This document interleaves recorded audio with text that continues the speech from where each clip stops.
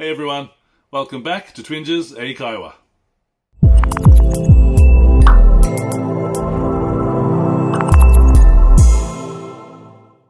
皆さん、こんにちは。Twinges 英会話です。Welcome back。今日のワンポイントレッスンは safe versus safely versus safety。みんな絶対この文章を言ったことあると思うよ。I'm a safety driver。もう英語を教える、日本で英語を教えてるのも結構長い私はね。でもう結構何百回、ほんと何百回その文章は聞いたことある。全然違う。I'm a safety driver はみんなお願い言わないで。じゃあ、safe いきましょう。safe は形容詞。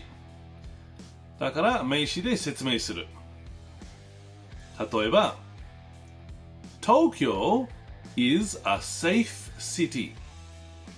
東京はとっても安全な街です。もう一つ。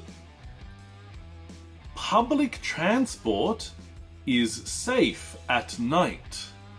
公共交通機関は夜も安全です。はい、次、safely。で、ly、後ろ ly だから adverb。adverb は副詞。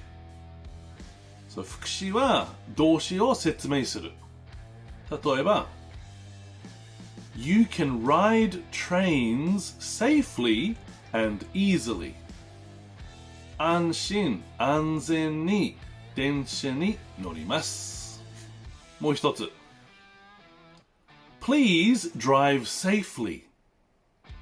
安全運転してください。で、最後、safety いきましょう。みんな一番間違ってね、safety driver。safety、後ろ ty、あれは名詞。noun ね、皆さん。noun だから、I am a safety driver は言ってダメ。driver は名詞だから、safety driver 名詞はできない。だから、I am a safe driver。safe は形容詞。だから、その後の driver の名詞で説明できる。で、safety。例えば、Your safety is very important to us。あなたの安全は私たちにとっても重要です。で、皆さん、もう一回その3つの safe ということね。最初もう一回 safe。safe は形容詞。だから名詞の前で言ってで説明します。safely、あれは adverb、副詞。だから動詞で説明する。で、最後 safety、それは名詞。はい。皆さん、勉強しましたか？その3つの safe のことは、みんな結構間違って多い。もうすごい似てるだから、もしそれでまだ質問ある、下コメントください。待ってよ。あと、皆さんいつもみんなありがとう。Thank you for watching. And see you in the next one. Bye bye.